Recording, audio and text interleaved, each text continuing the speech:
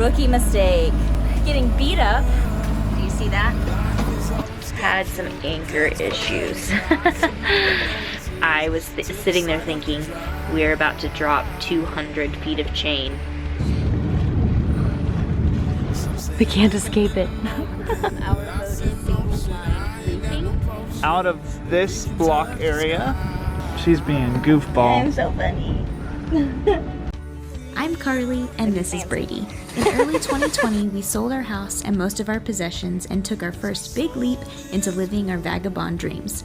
We recently hiked 800 miles of the Appalachian Trail, and now we are purchasing a sailboat to start sailing around the world, all while capturing a creative journal of the journey. We hope to inspire you to live your own dreams. Subscribe, and thanks for watching. Good morning, everyone. We are still not doing a very good job of picking up the camera, so I wanted to grab the camera this morning and just kind of chat with you guys. We're still sitting on anchor here in Factory Bay near Marco Island, and last night our friends from sailing vessel Ennis, they are on YouTube as Venture Wild. They came over, picked us up, and we all went out to dinner. Decided we're going to stick around for another day today. They're going to pick us up here in a couple hours. We're going to go onto shore, go exploring a little bit. I need to go to the like an auto parts store to look for a belt, because we broke the belt to our wheel pilot auto helm system the first time using it. Now the belt was brittle and old, so I'd like to replace it, but it's an older belt, and so it's hard to find, so I'm just going to try to find something that's really close. I don't know, we'll see. But that being said, we're going to go ashore here in a couple hours. It's like 10 o'clock this morning. They're going to be here at noon, and so I've made coffee. We're going to eat a snack here in a little bit, but not going to eat a whole bunch because we're going to probably go out to lunch with them while we're on shore. Carlie's up in the cockpit. She's working on whipping some line. I'm trying to diagnose a problem with our head. When we flush the toilet, it makes the whole boat smell really bad, but only when we flush the toilet.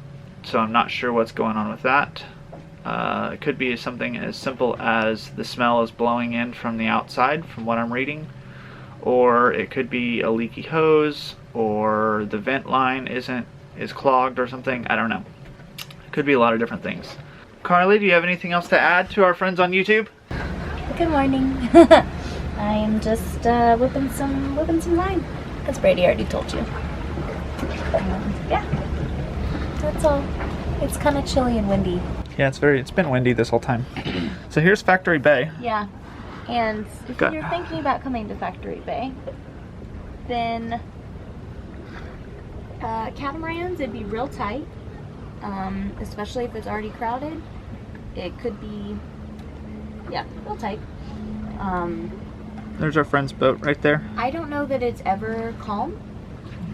It would be calm if you have a west wind or a southwest wind or even a south wind where we're sitting. Yeah, but the boats that barrel through here, oh yeah, I don't know that it would ever all like consistently be calm. With the proper wind, yeah, I totally agree, but boats still barrel through here.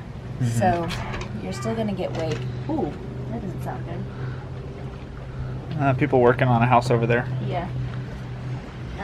It's Saturday, people quit working. But they like have people who just come up here and fish, like right here next to us, and over here. There's some over there. They're just anchored right here fishing. But the like tour boat ferries come through. Yep. The drinking game ones. Yep.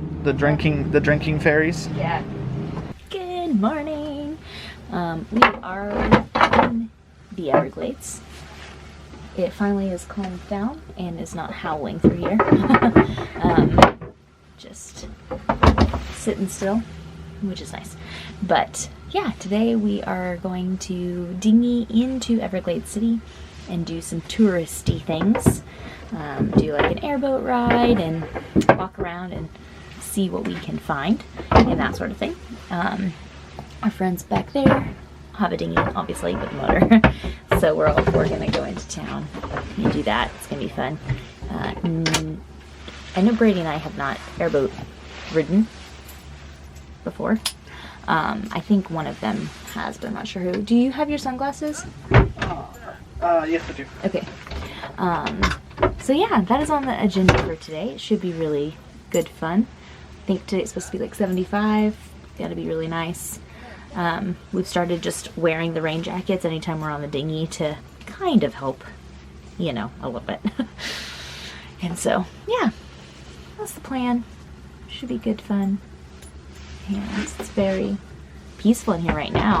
I think there was some really early fishermen this morning. Glad I took that allergy pill. Yep.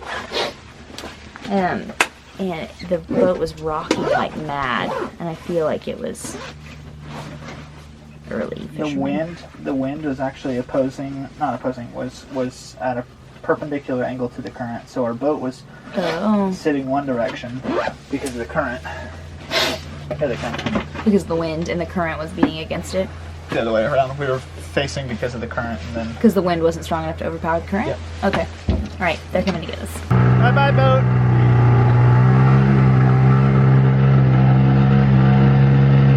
I need sunglasses on. Yeah, I wore mine. I just left my regular sunglasses today. Yeah. There we go. So 8 horsepower should be able to get you up on plane. It's like 20, and that 3.6 included.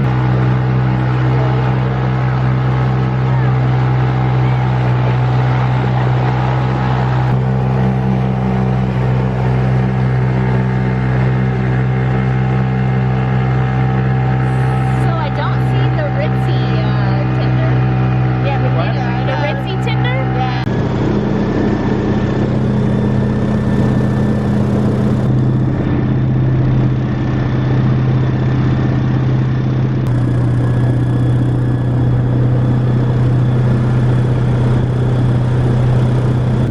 I think I pulled in here probably about 5 or 6 years ago and has not moved since.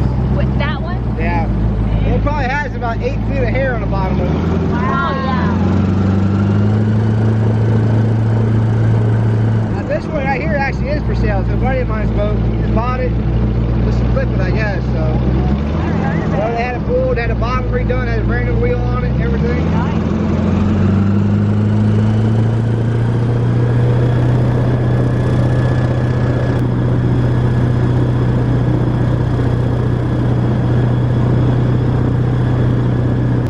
Alright, now we're coming to the mangrove jungle. There's 3 different kinds, the red, the whites, and the black.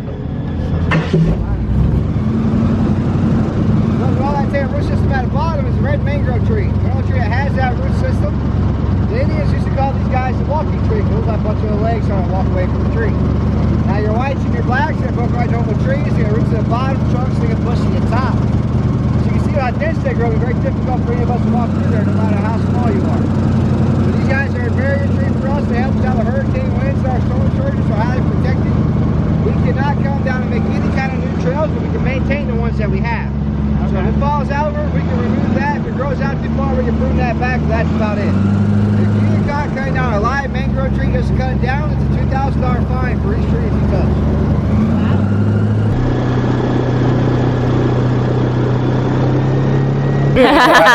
Double boss. No, it's mostly fish. Yeah. There's all kinds of fish in these waters. With it being brackish, we'll get things like snook, tarpon, mullet, redfish. I mean, you name it, the saltwater sides up here. We get garfish, tilapia, cichlids from the freshwater side. Just a wide variety of different things we can find up here. Yeah. Redfish, that'd be good for dinner. Yeah. You can do that. Yeah. You can do that. Snook's by far my favorite though. It is if you're not in season around. Snook's good. Snook is good. You know, back in the day, you used to consider it a junk fish. Like nobody wanted nobody it. would eat They it. called it like a mullet. soakfish. Because back in the day, how they used to cook fish, you flayed it off, you let the skin on through the frying pan. Well, if you did that, they say you might as well pick up a bar ivory soap and start chewing on it because it tastes just like that. Interesting. So they called it a soapfish.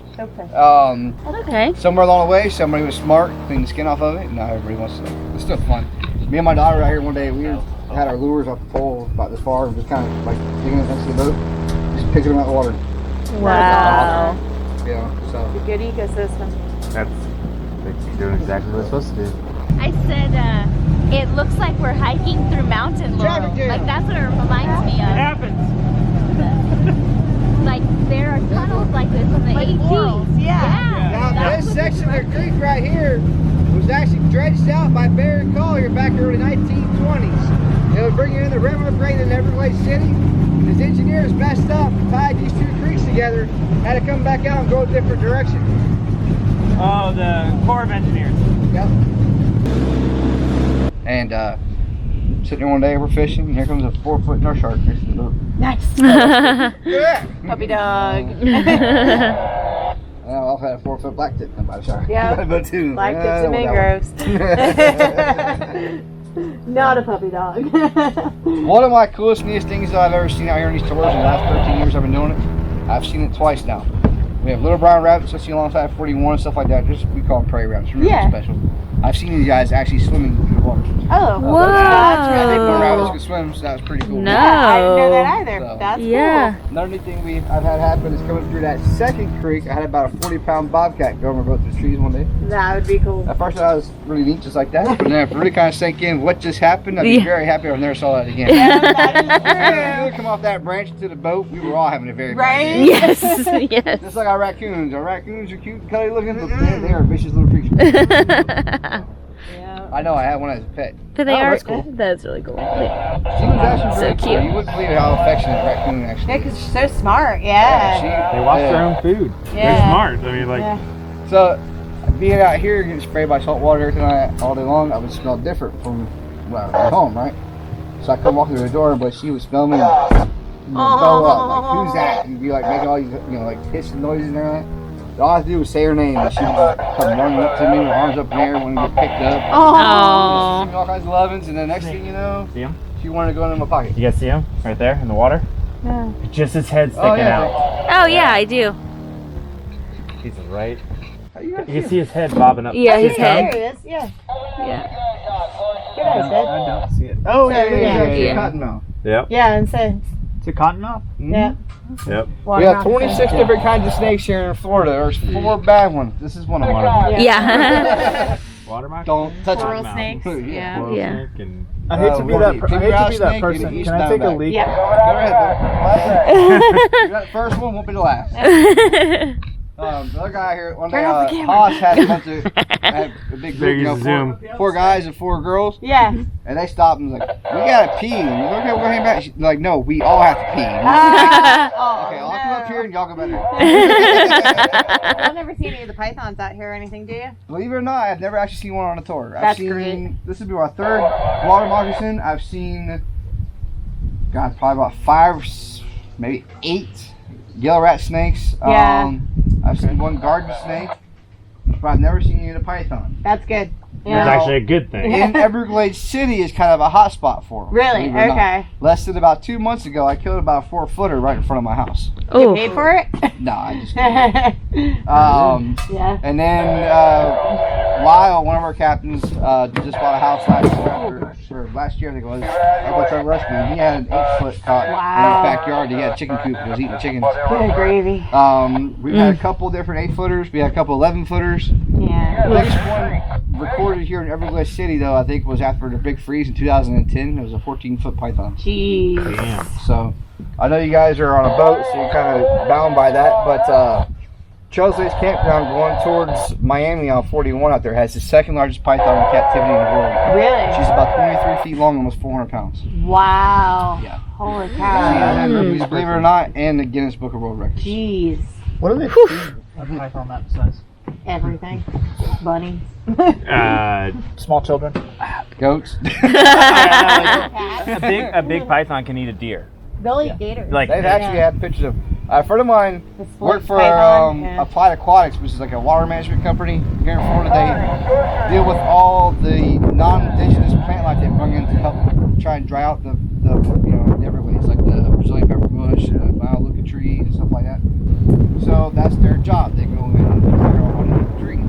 Well, they come across an old pad where it was like for a rock quarry where they had the machine sitting there, and lo and behold, a big old python. The thing swelled up in the middle. The one guy I was working there, he wears a size 13 boot, and he got his foot up there, and it's like twice the size of his boot. You know what I mean? And the bad thing was, one of the guys I was working with that day was really bad about keeping a head count, how many people they had, and they used a lot of immigrant workers. You know, so they got small guys. And he didn't know how many guys he had, so they weren't sure if maybe just they could grab somebody or what. Yeah. But when I cut it open, he had a 98-pound deer in his stomach. Whoa! Believe it. So Yeah, they've been known to eat like 4 or 5 foot gators. Yeah. Like, They eat everything. yeah. the problem with the pythons is they're eating the alligators. You know, so it's one more predator for these guys. It's also eating the stuff that the alligators eat as well. So therefore, it's making it harder for them to have food. Yeah. You know, and that's what will take the alligator and make him look in other places for food. Right. So that's what they're worried about. You know, so. Be a snook, actually. Oh no, it's a mullet. Mullet, yeah.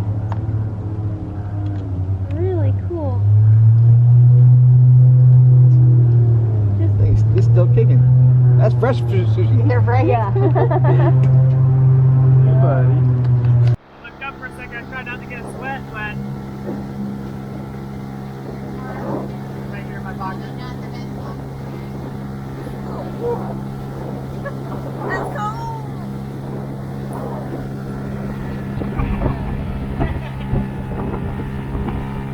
Oh, it's struggling.